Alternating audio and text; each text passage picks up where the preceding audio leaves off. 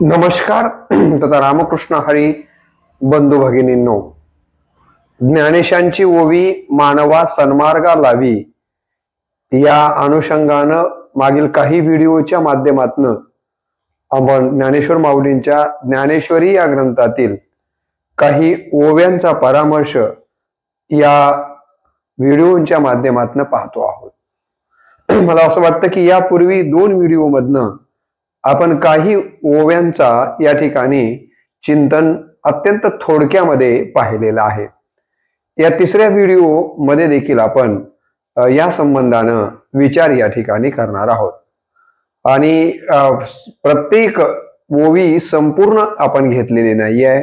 काही ठिकाणी अर्धी ओव्या देखील आपण घेतलेले आहेत, परंतु ज्याच्यातनं अर्थ मात्र पूर्ण पद्धतीनं या ठिकाणी ध्वनित होतो अशाच ओव्या आपण या ठिकाणी निवडलेल्या आहेत। या ओवीला प्रारंभ करण्यापूर्वी रामकृष्ण बदने या YouTube चॅनलवरती आपल्या सर्वांचं मी मनपूर्वक स्वागत करतो आणि ज्ञानेश्वर माऊलींना त्यांच्या प्रतिमेला आणि विचारांना मनपूर्वक अभिवादन करून या ठिकाणी या व्हिडिओला मी प्रारंभ करतो। या व्हिडिओ मधील आपण पहिली ओवी जी या ठिकाणी पाहणार आहोत ती ही की जे अपत्य थानी हुनी निगे तयाची भूकती मातेसीच लागे येरवी ते शब्दे काय सांगे मग स्तन्य दे येरी। आता या ठिकाणी या ओवीचा पहिल्यांदा आपल्याला सरळ अर्थ या ठिकाणी पाहायचा आहे। एकदा स्तनपान करून दूर झालेल्या मुलाची भूक दुसऱ्यांदा त्याच्या आईलाच लागते। मुलाची भूक कुणाला लागते? लहान जे बाळ आहे त्या बाळाची भूक कुणाला लागते? बाळाला पहिल्यांदा भूक लागत नाहीये, तर पहिल्यांदा भूक ही आईला लागते। आणि म्हणून तर वात्सल्य मूर्ती आपण आईला का म्हणतो? तर माऊलीने एका ओवीमध्ये म्हटले ना की आई ही आणि अंगा जीवाची करोनी संपत्ती वेंचोनी करी बाळाची पाळती परी जीवे उबगणे हे स्थिती न पाहे माय। जिनं आपल्या बाळावरून शरीर ओवाळून टाकलंय, यात काय नवल आहे? शरीराबरोबर आपला जीव देखील त्या मुलावरून जिनं ओवाळून टाकलाय तिलाच खऱ्या अर्थानं आई म्हटलं जातं। आणि म्हणून या ठिकाणी माऊली सांगतात की जे अपत्य थानी हुनी निगे तयाची भूकती मातेशीच लागे। लेकरानं स्तनपान केल्याच्या नंतर पुन्हा त्या लेकराला भूक लागली का नाही हे लेकराच्या अगोदर कुणाला कळतं? तर तिच्या आईला कळतं। येरवी ते शब्दे काय सांगे मग स्तन्य दे येरी। येरवी ते मुलगा मला भूक लागली, तो मुलगा असेल मुलगी असेल, ती असं म्हणत नाहीये की मला आई भूक लागलेली आहे मला पाच। कारण आपल्याला माहिती आहे की आईला लेकरानं सांगण्याच्या अगोदर भूक लागते हे खऱ्या अर्थानं प्रेम असतं। कदाचित भगवंताचं प्रेम भक्ताच्या बाबतीमध्ये असंच असतं असं समजून सांगण्यासाठी हा दृष्टांत दिलेला असावा।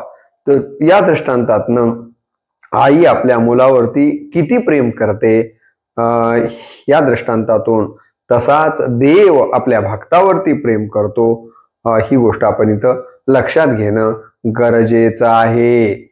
आता पुढची ओवी बघा की जो विष अमृत ओळखे, जो विष अमृत ओळखे तो अमृत काय सांडू शके तेवी जो उजू वाट देखे तो अवाटा न वचे। मला वाटतं 8व्या अध्यायातील 241वी ही ओवी आहे। या ओवीचा सरळ अर्थ काय आहे? जो विष आणि अमृत ओळखतो तो अमृत टाकून देणार नाही आणि जो सरळ मार्ग जाणतो तो आडमार्गाला जाणार नाही असा या ओवीचा सरळ अर्थ आहे। म्हणजे काय? तुम्हाला विष आणि अमृत दोघांची ओळख पटल्यानंतरची गोष्ट आहे बरं। आता ओळख पटली नसेल तर विषाला अमृत समजून जीवन जगणारे, जसे की संसारालाच आपण सुखरूप समजतो म्हणजे एका अर्थाने विषालाच अमृत समजतो आहोत ना। परंतु ज्याला विष हे विष आहे आणि हे अमृत आहे. विषानं काय होतं आणि अमृतानं काय होतं याची जाणीव ज्याला झालेली आहे ना, तो विषाला जवळ करील की अमृताला जवळ करेल? तर तो विषाला जवळ करणार नाहीये, तर तो अमृताला जवळ करेल. कारण त्याला माहिती आहे की विषाला जवळ करणं म्हणजे मृत्यूला निमंत्रण देणं आहे आणि अमृताला जवळ करणं म्हणजे अमरत्व प्राप्त करणं आहे. मग मृत्यू कुणाला हवा आहे? मृत्यू कुणालाही हवा नाहीये. प्रत्येकाला अमरत्व हवा आहे आणि म्हणून तो काय करील तर तो अमृताला जवळ करेल, जर विष आणि अमृताची जाणीव किंवा ओळख त्याला झाली तर. तसंच पुढे या दृष्टांताच्या नंतर जो सिद्धांत सांगितलेला आहे, तेवी जो उजू वाट देखे तो आवाटा नवचे. त्याप्रमाणे ज्याला कोणत्या मार्गाने गेलं तर आपलं कल्याण होणार आहे आणि कोणत्या मार्गाने गेलं तर आपलं अकल्याण होणार आहे, आपला नाश ठरलेला आहे, आपलं वाटोळ वाईट होणार आहे, हे ज्याला कळतं तो चांगलं होणाऱ्या, आपला उद्धार होणाऱ्या मार्गानं, उजू मार्गानं चालण्याचा प्रयत्न करेल. आवाटा मार्गानं, चुकीच्या मार्गानं जाण्याचा प्रयत्न तो करणारच नाहीये. पण त्याला कळालं पाहिजे चांगला उजू वाट म्हणजे काय आहे की नाही आणि चुकीची वाट म्हणजे काय हे कळणं गरजेचं आहे. आणि एकदा का ती कळालं की माणूस चुकीच्या रस्त्यानं जात नाही तर तो चांगल्या रस्त्यानं जातो. परंतु ते कळणं गरजेचं असतं.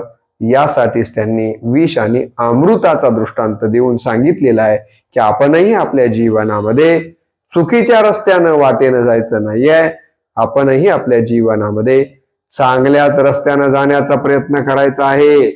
हा विचार या ठिकाणी ही ओवी आपल्या समोर ठेवताना आपण याकडे पाहिलं पाहिजे. आता पुढे काय म्हटले बघा, रोषे प्रेम दुनवटे पडियंताचेनी. आता ही सगळी ओवी आपण निवडलेली नाहीये. 9व्या अध्यायातील कितवी ओवी आहे? ही 18वी ओवी आहे.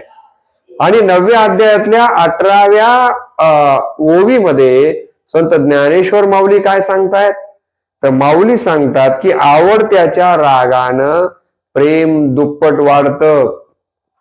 आपला जवळचा माणूस आपल्यावर रागावल्याच्या नंतर आपण आपलं प्रेम कमी करायचं नसतं, तर आवडत्या माणसाने आपल्यावर राग केल्याच्या नंतर उलट त्यातनं काय होतं तर म्हणे प्रेम दुनवटे म्हणजे दुपटीनं वाढतं. जसं की आई मुलावर रागावते, आई जेव्हा मुलावर रागावते तेव्हा त्यातनं मुलगा काय करतो तर मुलाचं उलट आईबद्दलचं प्रेम तेवढ्या पुरता जरी त्याला राग येत असला तरी मुलाप्रतीचं त्याचं प्रेम आईचंही उलट दुप्पट वाढतं आणि मुलाचंही आईबद्दलचं प्रेम दुप्पट वाढतं. आणि म्हणून या ठिकाणी पडियंतांचेनी काय म्हटलं की रोषे प्रेम दुनवटे पडियंतांचेनी. आणि म्हणून या ठिकाणी आवडत्याच्या रागानं प्रेम दुप्पट वाढतं. अर्जुना ही गोष्ट तू लक्षात घेतली पाहिजेस. म्हणजे आवडत्या पण प्रेम कधी दुप्पट वाढतं? तो माणूस आपला आवडता असला पाहिजे. मग ती आई असेल आणखीन कुठलाही माणूस असेल, तो जर आपला आवडता नसेल तर मग प्रेम दुप्पट होण्याच्या ऐवजी द्वेष दुप्पट होण्याची शक्यता नाकारता येत नाहीये. आणि म्हणून इथं प्रेम असेल तर रागही क्षम्य आहे. उलट प्रेमाला आणखीन वाढवण्याचं काम या ठिकाणी अशातनं होतं असं माऊलींना या ओवीच्या माध्यमातनं सांगावयाचं आहे. आणि म्हणून ही गोष्ट आपण इथं लक्षात घेणं गरजेचं आहे. पुढच्या ओवीतली अर्धीच ओवी आपण इथं घेतलेली आहे. 9व्या अध्यायातली ही 26वी ओवी आहे. वक्तृत्वा अवधानाचा होय चारा. काय म्हटलंय या ओवीमध्ये? वक्त्याच्या वक्तृत्वाला श्रोत्यांचं अवधान म्हणजे एक प्रकारचं खाद्य आहे. अनेक ओव्या अशा पद्धतीच्या आलेल्या आहेत. अहो चंद्रकांतो द्रवता कीर होय, परी ते हातवटी चंद्रिकी आहे, वक्ता तो वक्ताची नोहे, श्रोतने वीण असं म्हटलेलं आहे. किंवा तरी अवधान एक वेळे दिजे, मग सर्व सुखासी पात्र होईजे, हे प्रतिज्ञोत्तर माझे उघड ऐका, असं देखील माऊलींनी म्हटलेलं आहे. श्रोत्यांना खूप मोठेपण माऊली ज्ञानेश्वरीमध्ये जागोजागी देताना आपल्याला दिसतात. ते एका ठिकाणी म्हणतात, प्रभू तुम्ही महेशाची मूर्ती. आता या ओवीमधनं काय सांगितलेलं आहे माऊली असं म्हणतात की वक्तृत्वी अवधानाचा होय चारा. वक्तृत्वाला म्हणजे बोलणाऱ्याला खरं बोलण्याचं या ठिकाणी इच्छा कधी होते हो? ऐकणारा जर तयार असेल तर. ऐकणाऱ्यांची ऐकायची इच्छा नसेल तर बोलणारा किती जरी पट्टीचा असला तरी त्याला बोलण्याची काही इच्छा होत नाही, आणि इच्छा झाली तरी त्याचा काही उपयोग अजिबात होत नाहीये. आणि म्हणून माऊली या ठिकाणी म्हणतात की वक्तृत्वी अवधानाचा चारा. माऊलींना या ठिकाणी या श्रोते विश्वात्मक देवांना म्हणायचंय की तुम्हीच खऱ्या अर्थानं माझ्या वक्तृत्वाचं खाद्य आहात, माझ्या वक्तृत्वाची प्रेरणा आहात, आणि म्हणून तुम्ही या वक्तृत्वाला महत्व द्या. असं या ठिकाणी तुम्ही ऐका, अवधानाला महत्व द्या कृपा करून, त्याच्याशिवाय मला बोलता येणार नाही, असं या ओवीच्या माध्यमातून माऊली सांगतात. आणि पुढची ओवी तू बघा, वक्ता तो वक्ताची नोहे श्रोतने वीण. ही ओवी आपण बऱ्याच वेळेला अनेक वक्त्यांच्या भाषणामध्ये उद्धृत केलेली अनेक वेळेस आपण ऐकलेली असेल. काय म्हटलंय माऊलींनी या ठिकाणी? ही ओवी आहे 9व्या अध्यायातली 29वी ओवी, अर्धीच ओवी आहे.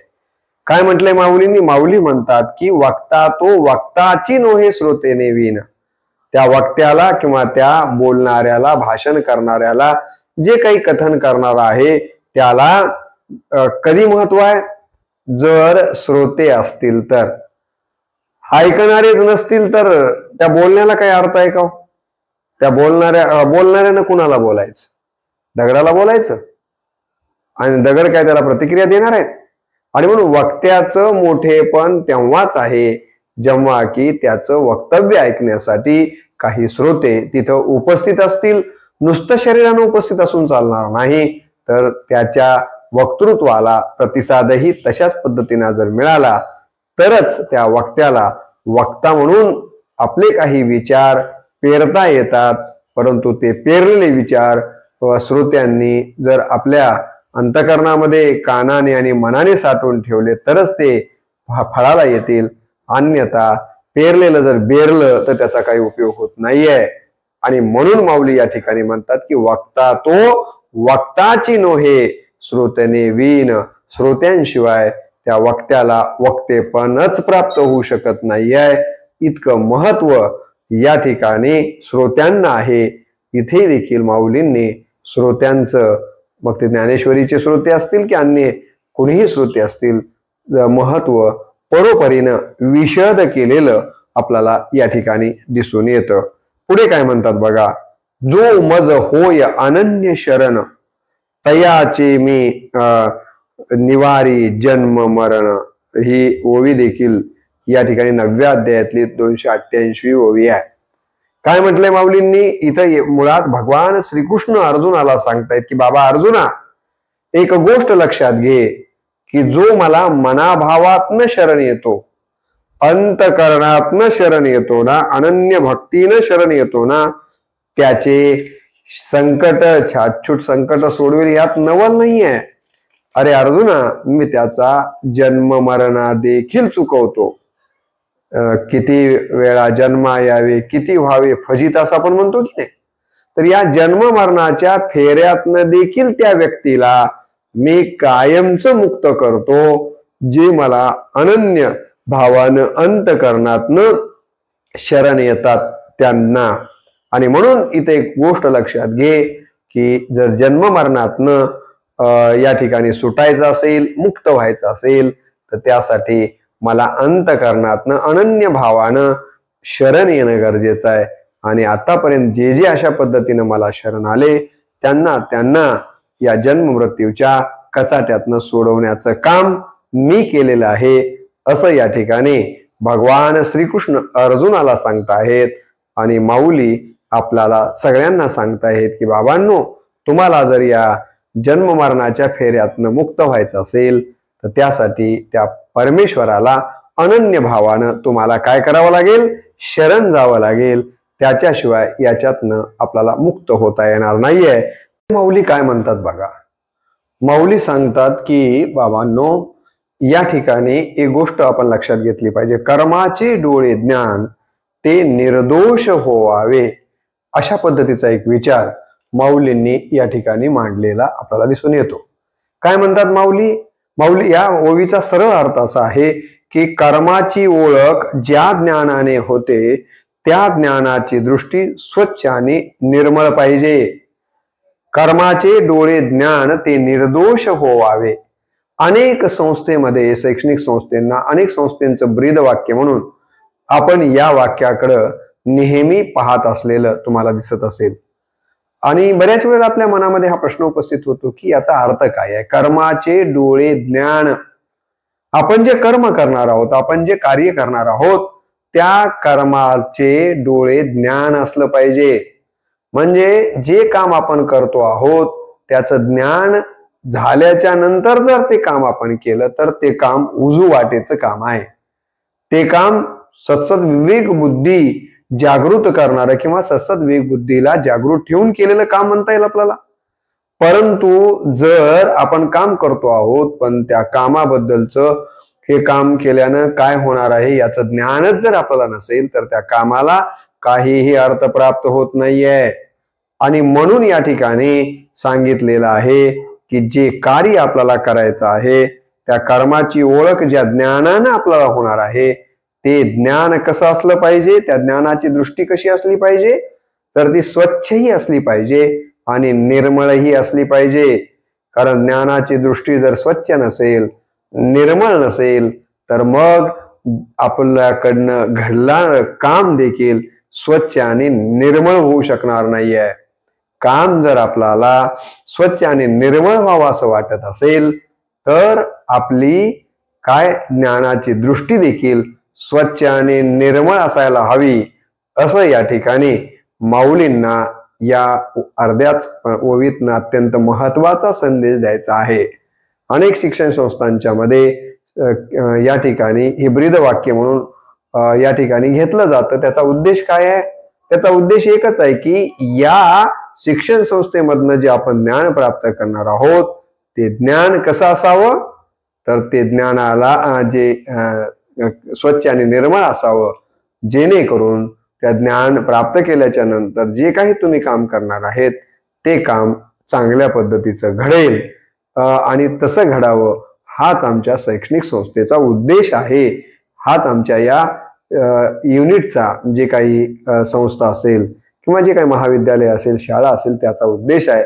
अशा अर्थानं तिथे या ओवीचा वापर केलेला आपल्याला पाहायला मिळतो. आणि म्हणून कर्माचे डोळे ज्ञान ते निर्दोष होवावे, ज्ञानेश्वरीची अत्यंत महत्वाची अशा पद्धतीची ही ओवी आपण इथं लक्षात घेणं गरजेचं आहे. पुढे काय म्हटलंय बघा.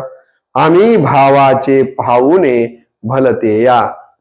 ही ओवी 9व्या अध्यायातली 395वी ओवी आहे.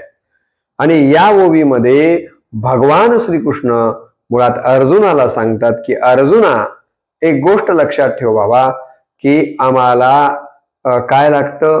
मला दुसरं काहीही लागत नाहीये, मला फक्त भक्ताचा भाव लागतो. आपल्याकडे म्हणतात ना की देव भक्ताचा, देव भावाचा भुकेला आणि हाची दुष्काळ तयाला. संतांनी सांगितलं ना. आपणही नेहमी म्हणतो की, किंवा संत तुकडोजी महाराज म्हणाले की मानी नाही भाव, मने देवा मला पाव, देव बाजारचा भाजीपाला नाही र, देव आशान मिळायचा नाही र. काय म्हटलं इथं? इथं हेच सांगितलं गेलेलं आहे की मनात जर भाव नसेल तर देव आपल्याला प्राप्त होणं सोपं नाहीये. तो काय बाजारचा भाजीपाला आहे का? म्हणून भगवान श्रीकृष्ण अर्जुनाला सांगतात की बाबा अर्जुना, इथं बाकीच्या कुठल्याच गोष्टीला मी महत्व देत नाहीये. तो कोण्या जातीमध्ये जन्माला आला, तो कोणत्या लिंगाचा आहे की नाही, तो कोणत्या वर्णामध्ये जन्माला आला, या सगळ्या गोष्टींच्या पेक्षा तो श्रीमंत आहे की गरीब आहे, तो राक्षस आहे की माणूस आहे की पशु आहे, या कुठल्याच गोष्टीला मी महत्व देत नाहीये. मी कशाला महत्व देतो? आम्ही भावाचे पाहुणे भलते या. आम्हाला काय लागतो? तर आम्हाला महत्वाचा भाव लागतो. परमेश्वर कोणी का असेना त्याच्या भक्तीचा भुकेला आहे. भक्ताच्या भक्तिरूपी पाहुणचाराची त्याला आवड आहे. भक्ताच्या भक्तिरूपी पाहुणचार या देवरूपी पाहुण्याला आवडतो. देवाला काय आवडतं? तर भक्तानं केलेला हा पाहुणचार आवडतो. ही गोष्ट इथं महत्वाची मानून आपण याकडं पाहिलं पाहिजे, असं इथं लक्षात घेणं गरजेचं आहे. पुढे माऊली काय म्हणतात बघा. माझी ये भक्तिवीन जळो ते जियाले पण, आगा पृथ्वीवरी पाषाण नसती काही. ही देखील 9व्या अध्यायातली 436वी ओवी आहे आणि फार सुंदर या ठिकाणी याचा अर्थ देखील आपल्याला इथं पाहण्यासारखा आहे. या ठिकाणी मुळात अर्जुनालाच भगवान श्रीकृष्ण सांगतात की बाबा अर्जुना, माझ्या भक्तीशिवाय जगलं जाणार जीवन हे काही कामाचं नाही आहे. या जगण्याला आग लागो. अरे अर्जुना, या पृथ्वीवर काय पाषाण कमी आहेत का? तशाच प्रकारचं पाषाणासारखं हे जीवन आहे. कोणतं जीवन पाषाणासारखं आहे? जे जीवन माझी भक्ती करत नाही आहे. त्याच माणसाच्या जगण्याला काहीही किंमत नाहीये. की जशी दगडाला काही किंमत आहे का? जगामध्ये किती दगड पडून आहेत, किती पाषाण पडून आहेत, त्याची काही किंमत आहे का? म्हणावी ती किंमत नाहीये जी माणसाची किंमत आहे. तसंच त्या माणसाचं जगणं आहे जो माणूस माझी भक्ती करत नाहीये. जो माणूस माझं भक्ती करतो तो मात्र नरका नारायण हो जाय इथपर्यंत येऊन पोचतो. आणि म्हणून या ठिकाणी माऊली म्हणतात की त्याचं जगणं जळून जाऊ दे, ज्याला भक्तीशिवाय तो जगतोय. इथं बघा काय म्हटलंय. माझी भक्ती विन जळो ते जियाले पण. अर्जुना, माझ्या भक्तीशिवाय एखादा माणूस जगत असेल तर त्याचं जगणं जळून जाऊ दे. त्याच्या जगण्याला काही अर्थ नाहीये. जसं की पृथ्वीवरती अनेक पाषाण पडलेले आहेत, तशा पाषाणापैकीतलाच माणसाच्या रूपातला हा पाषाणच आहे असं मी गृहीत धरतो. कारण मला सगळ्यात जास्त जर काय आवडत असेल तर माझी भक्ती आवडते. आणि माझी भक्ती करणारा हा मला माझ्या प्राणापेक्षा देखील जास्त प्रिय आहे. आणि म्हणून अर्जुना, तुलाही असं वाटत असेल की मी या ठिकाणी तुझ्यावर कृपा करावी, तुला प्रसन्न व्हावं, तर तुला काय करावं लागेल? तर तुला एक काम करावं लागेल. ते काम म्हणजे या ठिकाणी माझी भक्ती करावी लागेल. अशा प्रकारचा विचार या ठिकाणी मानला गेलेला आपल्याला दिसून येतो. भक्ती गायेथ सरे जाती अप्रमाण, अशा प्रकारचा विचारही या ठिकाणी माऊली मांडताना दिसून येतात. यापूर्वीची ओवी जी आपण बघितली ना, त्याच ओवीचा पुढचा भाग आपल्याला इथं पाहायला मिळतो. काय म्हटलं इथं? इथं माऊली सांगतात भक्ती गा येत सरे जाती अप्रमाण. हे अर्जुना, एक गोष्ट लक्षात घे. आणि माऊली देखील आपल्याला सांगतात की बाबांनो, इथे पांडुरंगाच्या परमेश्वराच्या दरबारामध्ये कशाला महत्व आहे? तो कोण्या जातीचा आहे, कोण्या लिंगाचा आहे, कोणत्या प्रांताचा आहे, हे की नाही, कोणत्या वंशाचा आहे, या गोष्टीला अजिबात किंमत नाही आहे. इथं कशाला किंमत आहे? जातीला तर अजिबात किंमत नाही आहे. इथं कशाला किंमत आहे? भक्ती गा येत सरे. इथं सगळ्यात महत्वाचं जर काय असेल तर ती भक्ती महत्वाची आहे. भक्तीशिवाय अन्य कशालाच महत्व नाही. ही गोष्ट या ठिकाणी अर्जुनाला भगवान श्रीकृष्ण सांगतायत आणि माऊली आम्हा सगळ्यांना सांगतायत. इथं ही गोष्ट देखील लक्षात घेणं गरजेचं आहे. केवळ माऊलीच सांगतायत का? सगळ्या संतांनी सांगितलं. उच नीच काही नेने भगवंत तिष्ठे भाव भक्त देखोनिया दासी पुत्र कन्या विदुराच्या बक्षी दैत्या घरी रक्षी प्रल्हादासी. किंवा आमचे कबीर म्हणाले जाती जाती जाती न पूछो साधकी पूछ लीजियो ज्ञान मूल करो तलवार का पडा रहने दो म्यान. जातीचं काहीच इथं काम नाही आहे. इथं कशाचं काम आहे, तर इथं महत्वाची भक्ती आहे. आणि म्हणून बघा एकेकाळी आपण जे म्हणतो की माऊलींनी संप्रदायाचा पाया घातला, तर अशा विचारातनं पाया घातलेला आहे. एकेकाळी आपण पाहिलं की ईश्वराची भक्ती करण्याचा अधिकार, ईश्वरांशी संबंधित असलेले ग्रंथ वाचण्याचा अधिकार विशिष्ट जातींना होता, बाकीच्या जातींना तो अधिकार नव्हता. म्हणजे भक्तीच्या प्रांतामध्ये जातीयता बोकाळलेली होती. तिला मोडीत काढून माऊली पहिल्यांदा असं म्हणतात की बाबा या ठिकाणी माझे सज्जन हो, की सकळांसी येते आहे अधिकारण, कलियुगी उद्धार हरीच्या नामे, यारे यारे लहान थोर, याती भलत्या नारी नर. सगळ्यांनी या देवाच्या दरबारामध्ये त्याची भक्ती करा. इथे कुठल्याच प्रकारचा भेदभाव देवाला मान्य नाही आहे, अशा प्रकारचा विचार या ठिकाणी वारकरी संप्रदायांना आणि विशेषतः ज्ञानेश्वर माऊलींनी मांडलेला आपल्याला दिसून येतो. आणि या ओवीतनं तर तो प्रकर्षानं आपल्याला डोकावताना दिसतो. आणि म्हणून इथं ते म्हणतात की भक्ती गा येत सरे, जाती अप्रमाण. भक्तीचीच सरसी होते, जातीला किंमत नाही, असा याचा अर्थ आपल्याला इथं घेता येतो. पुढे काय म्हटलं बघा, कुळ जाती वर्ण हे अवघेची गा अकारण. याच्याशी संबंधितच हा पुढचा विचार आलेला आहे. 9व्या अध्यायातली 456वी ओवी या ठिकाणी आपल्याला पाहायला मिळते. कितव्या अध्यायातली आहे? 9व्या अध्यायातली 456वी ओवी आहे. आणि या ओवीमध्ये माऊली काय म्हणतात बघा, की कुळ जाती वर्ण हे अवघेची गा अकारण.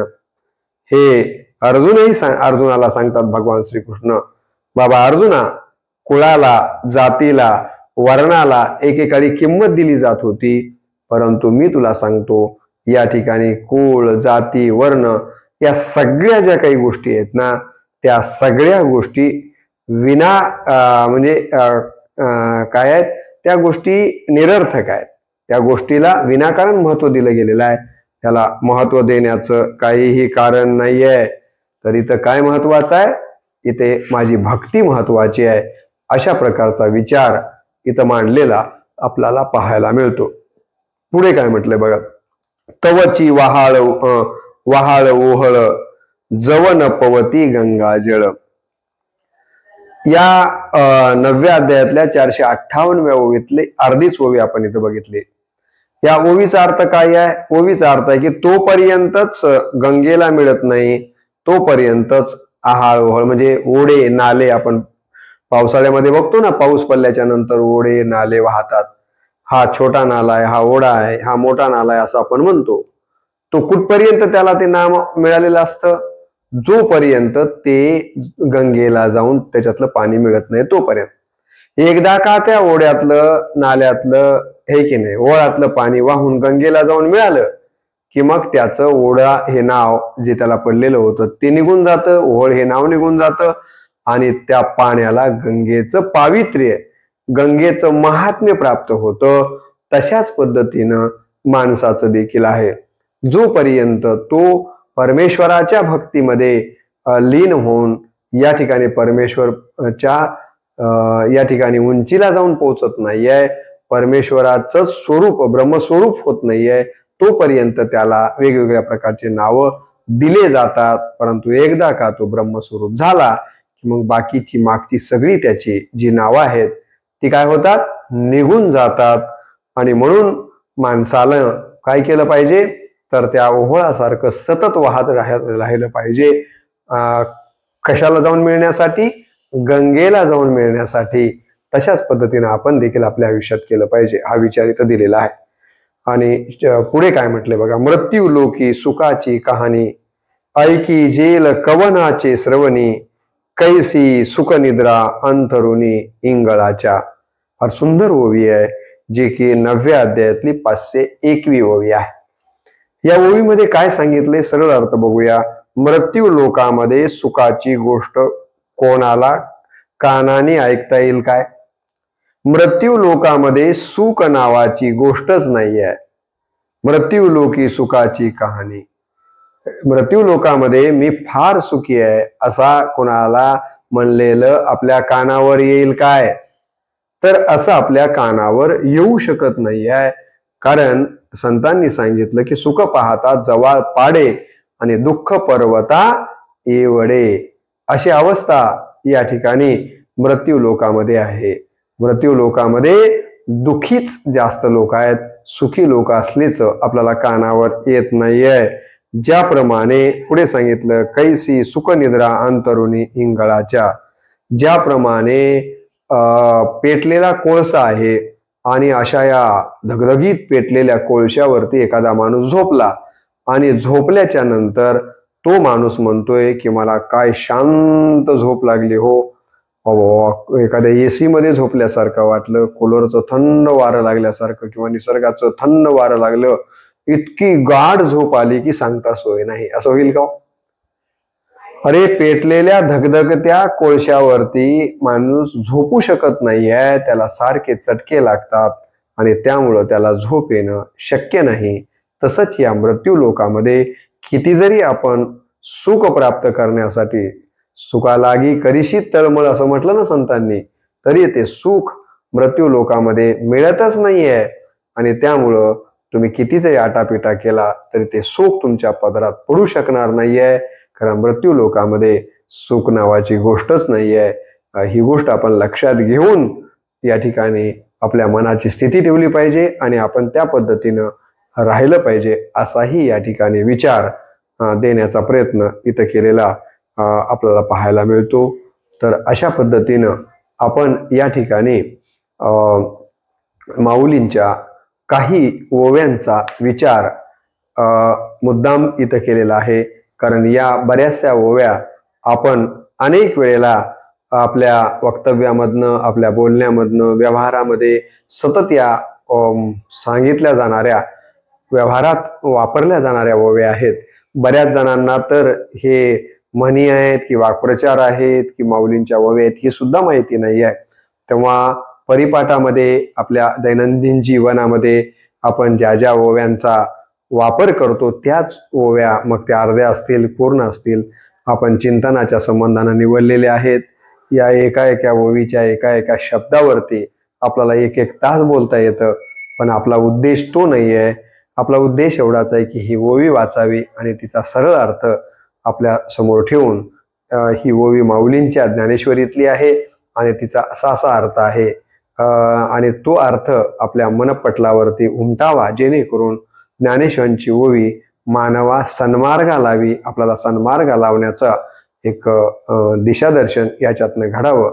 एवढ्याच प्रामाणिक उद्देशातनं मला असं वाटतं की हा तिसरा व्हिडिओ आपण या ओव्यांच्या संबंधानं बनवलेला आहे. आणखीनही काही ओव्यांचं चिंतन आपण पुढील काही व्हिडिओच्या माध्यमातून पाहणार आहोत. तेव्हा आपण या सत्संगामध्ये आपला अमूल्य वेळ श्रवणाच्या माध्यमातून देत राहावं आणि आपलं म्हणणं काय आहे ते आपण कमेंटच्या माध्यमातून व्यक्त करत राहावं आणि असे चांगले विचार इतरांपर्यंत शेअर करत जावं. ते करण्यासाठीची सद्बुद्धी आपल्याला माऊलींनी द्यावी, अशा प्रकारची अपेक्षा व्यक्त करून या ठिकाणी मी या व्हिडिओला पूर्णविराम देतो. रामकृष्ण हरी. ज्ञानेश्वर महाराज की